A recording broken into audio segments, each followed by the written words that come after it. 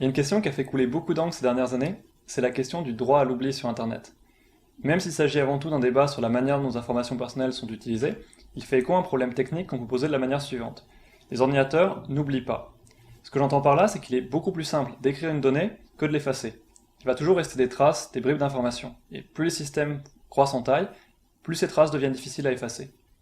L'émergence de ce qu'on appelle l'informatique en nuage, ou plus communément le cloud computing, ne fait qu'aggraver ce problème. Stocker des données dans le nuage, c'est les confier à un tiers. Et du point de vue de la sécurité, ce fournisseur doit résoudre deux problèmes. D'une part, empêcher les accès non autorisés, et d'autre part, garantir la suppression effective des informations lorsque l'on veut les retirer du cloud.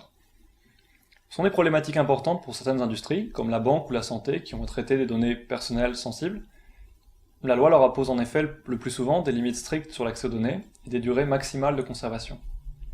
Malheureusement, il n'existe à ce jour que des solutions grossières pour le problème de la suppression, et leur coût est souvent prohibitif. Faute de solutions techniques valables, certaines industries ne peuvent donc pas avoir recours au stockage dans le cloud. Le but du projet sur lequel j'ai travaillé était de construire un prototype de solution de stockage dans le nuage qui offre les garanties manquantes sur les solutions actuelles.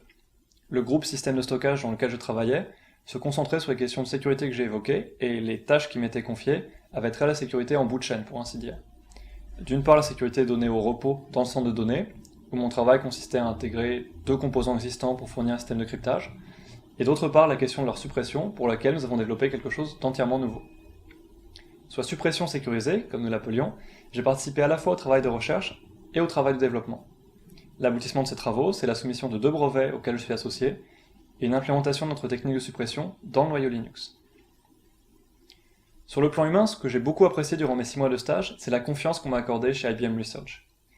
C'est un endroit un peu intimidant, c'est un laboratoire prestigieux où travaillent des chercheurs très reconnus, y compris un prix Nobel, mais dès le début, mes collègues m'ont considéré comme un équipier à part entière et encouragé à contribuer, à proposer des idées sur la partie théorique du projet. Et ce, malgré ma faible expérience. Quant à la partie développement, mes collègues m'ont fait confiance et m'ont laissé me charger des questions d'implémentation une fois les grandes lignes tracées. J'avais donc un travail varié, je découvrais de nouvelles problématiques, je approfondissais d'autres, je travaillais de manière autonome ou en équipe, je travaillais avec le développeur d'un composant Linux pour une partie de mon projet, quand j'ai utilisé une solution propriétaire d'IBM pour une autre. Et je pense que cette diversité dans les tâches que mes collègues m'ont confiées a vraiment fait de ce stage une expérience très enrichissante. Enfin, quelque chose que j'avais beaucoup apprécié à Eurecom et que j'ai retrouvé à IBM Research, c'est la diversité des gens qu'on y rencontre. On y côtoie des gens de toutes cultures, qui travaillent sur les sujets les plus variés, et avec qui on a la chance de pouvoir travailler ou simplement discuter. En dehors de la grande qualité tant scientifique qu'humaine des gens qui s'y retrouvent, je pense que cette diversité, et surtout l'émulation qui en résulte, fait beaucoup, tant à Eurecom que dans les laboratoires d'IBM.